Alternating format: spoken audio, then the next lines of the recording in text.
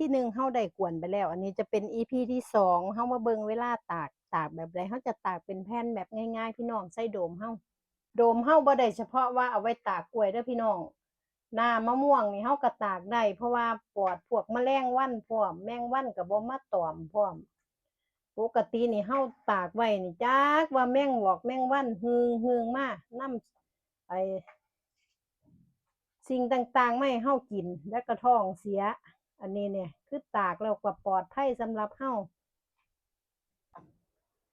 เวลาเฮาแกะเป็นแผ่นมาเขาก็จะแกะง่ายม่วงหรือการกวนบักม่วงไว้มันบ่ได้ยาก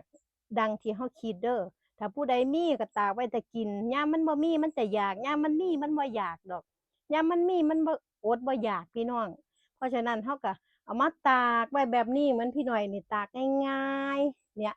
ตากอยู่ในโดมบ่ว่าจะเป็นกล้วยหรือเป็นมะม่วงก็ปลอดพวกแมลงวันตอมเฮากินแล้วเฮาบ่แบบที่ว่าปลอดภัยสำหรับเฮาเด้อพี่น้องเด้อแมงวันแมงหยังก็บ่มาตอมในโดมแบบนี้